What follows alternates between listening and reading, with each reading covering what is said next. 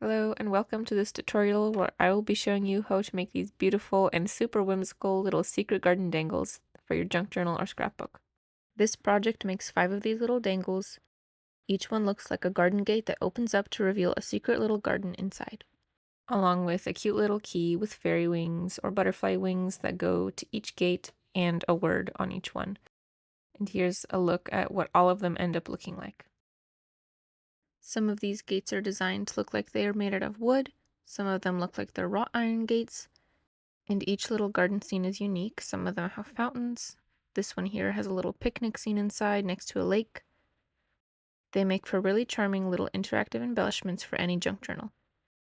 I made these dangles mostly with safety pins, which is how you attach it to the journal. You just unpin it and poke a hole through the page or wherever you want to attach it, and it just dangles there. If you don't want to poke holes in your journal, you can also make these with paper clips instead. I'm going to show you how to do that in this tutorial as well. And now that we've seen how they will all turn out, let's get right into the tutorial by looking at what supplies we're going to need to complete this project. First and foremost, you are going to need to print out the digital files. Keep in mind at the bottom it does say what kind of paper to print them on. The first one is printed on cardstock and the second on regular printer paper. It's not required, you can print them both on regular, but it is recommended to print the first one on cardstock. But you can definitely still do the project with just regular paper. I will also leave a link in the description of this video to the Etsy listing where you can purchase this file. Next, you will need some scissors to cut everything out. You will need some tacky glue and a glue stick to assemble everything, as well as a scrap piece of paper so that you don't get glue on your work surface. We are also going to use some distress ink, which is completely optional, but it is just there to cover up any mistakes on the edges. You can use whatever you usually use to apply it. I'm just going to use a little makeup sponge from the dollar store. I'm also using a little mini hole punch. This one punches holes probably about 1.5 millimeters in diameter. If you don't have one of these, you could totally just use something sharp to carefully poke holes in the project. I'm using some precision craft tweezers to help me assemble the project since it's so small, but this is also optional. You will need some small chain and jump rings. You are going to need 3 of the jump rings for each garden dangle. I used a slightly bigger one and 2 smaller ones for each one. They don't have to be an exact size, but I used 6mm and 4mm diameter jump rings. I'm also using some craft pliers to work with the chain and jump rings. These ones are the round nose pliers, needle nose pliers, and wire cutting pliers. And lastly, you will need either some small safety pins or some paper clips. The process is the exact same for each dangle, and I'm going to be making 2 of them for this tutorial, one with a safety pin and one with a paper clip. Let's start out by cutting out all the items in the boxes labeled Garden 1. Take a scrap piece of paper and the back piece of the garden gate and fold along these lines here. Give it a good crease and then unfold it. Now take the little inner picture of the garden gate, flip it around onto the back and place it on the scrap piece of paper and use a glue stick to add glue to the back of it. The scrap piece of paper will prevent the glue from getting on your work surface. And now I'm just going to glue these 2 pieces back to back, blank side to blank side, lining them up as best as I can. When using the glue stick, you can still make a little bit of adjustments before it fully dries, which is what I'm doing here. As you can see, I still wasn't really able to align them perfectly, so there's still some white paper showing on the edges, and you can just cut that off with some scissors. I'm also taking some distress ink and distressing the edges here, which will completely cover any imperfections or little white paper still showing through. And now you can go ahead and fold along the same lines as before. The creases that we made before will help. And this is how your garden gate should be looking so far.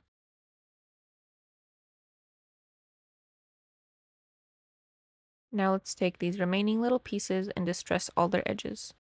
I'm also distressing the backs of them because I personally don't really like any white paper showing through. This step is optional, but if you did it, it should turn out like this. Now we are going to fold the wings on this key to give it a 3D effect. I am showing here where to fold it. You don't want to fold the key right down the middle, but instead make a fold right where the wing meets the key. So you're going to end up making 2 folds. The actual section that has the key printed on it, it should still be flat on the back. It's going to look like this. Now take some tacky glue and add a little line right on this wing piece, not too much, and attach your key with wings right onto it. I'm using the little craft tweezers to just clamp down on the section with the glue to make sure that it holds together nicely. Make sure that the top layer of wings is not touching the bottom layer so that they don't get stuck together while drying. And it's going to end up looking like this with a nice 3D wing effect. Now that these pieces are ready, we're going to use the mini hole punch to poke some holes.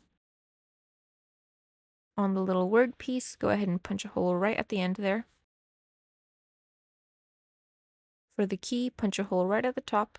Just make sure you don't punch the hole way too close to the edge, otherwise it'll rip. And for the garden gate, go ahead and open it up and punch a hole right at the top as I showed here. Now we're ready to attach our chain and jump rings. Cut 2 small pieces of chain. You can use whatever length you'd like, but for reference, the smaller piece I cut is about 1.5 centimeters, and larger piece that I cut is about 3 centimeters long. Also get one of the larger jump rings and 2 of the smaller jump rings, and either a paper clip or a safety pin. Taking one of the smaller jump rings, open it up with the round nose pliers and attach the smaller piece of chain to it. Then loop the little word tag onto the jump ring through the hole and use the needle nose pliers to close the jump ring. It should turn out like this. Next, take another one of the small jump rings, open it up with the round nose pliers, and loop the longer piece of chain through it. Then loop the key onto the jump ring through the hole and close the jump ring with the needle nose pliers. It should turn out like this. Lastly, take the large jump ring and open it up with the round nose pliers. Then loop on the safety pin, the garden gate through the hole, loop on the key by the end of the chain, and the word tag also by the end of the chain. And then close the large jump ring with the needle nose pliers. And now your whimsical little secret garden dangle is complete and is ready to be added to your junk journal. I'm going to show the same process once again for garden number 2. This time I'm making it with a paper clip. Go ahead and cut out all the items in the boxes labeled garden 2. Fold the back gate along these lines here to make the doors, and give them a good crease before opening it back up again. Then take a scrap piece of paper and turn the little inner garden piece onto the back side, and go ahead and use a glue stick to add some glue to the back of it. Then glue both sides of the gate back to back, blank side to blank side, making sure to align it as best you can. If there is any excess, you can trim it off with some scissors, or use the distress ink to distress the edges and to hide any white bits showing through. Then fold the gate along the creases as before, and it should turn out like this. Distress the edges and the backs of the remaining pieces, the word tag, the winged key, and the wings. Then take the key and make 2 folds, right along where the wing meets the key.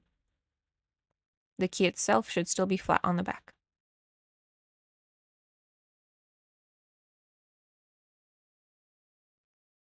Like so. Then take the butterfly wings and add a little line of tacky glue right in the center and attach the key right onto it, using the tweezers to kind of clamp down on that area. And make sure that when it's drying, the wings are lifted up so that they don't get stuck to the bottom wings. It should turn out like this. Nice 3D effect. Next, hole punch the word tag at the end here. Hole punch the key at the top. And hole punch the inside of the garden gate, like so. Now, just as before, get your 2 pieces of chain, your 2 smaller jump rings, the larger jump ring, and a paper clip. You can use a mini paper clip or a regular one, whatever you'd like. Take the smaller jump ring and open it up, attach the smaller piece of chain to it, and loop the word tag through it through the hole, and then close that jump ring. Take another small jump ring, loop the longer piece of chain through it, loop the key onto it, and then close the jump ring.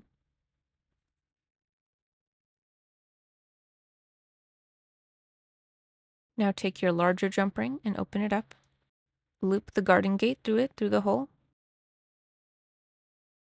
loop the key onto it by the end of the chain, and the word tag also by the end of the chain, and go ahead and close the big jump ring. Now to attach the paper clip, all you want to do is to slide the jump ring right onto it through the end, and then slide the jump ring until it's resting on the inner part of the paper clip. And that makes our little paperclip secret garden dangle. This one is also ready to be added to your journal. To attach them, just go ahead and open up the safety pin and poke a hole right through the journal page or wherever you'd like to attach it. Or if you used a paperclip, just slide it right on. And there you have it. To make the rest, just follow the same exact process for each garden journal dangle. Thank you for making this project alongside me. I hope that you enjoyed making it and that the tutorial was easy to follow along with.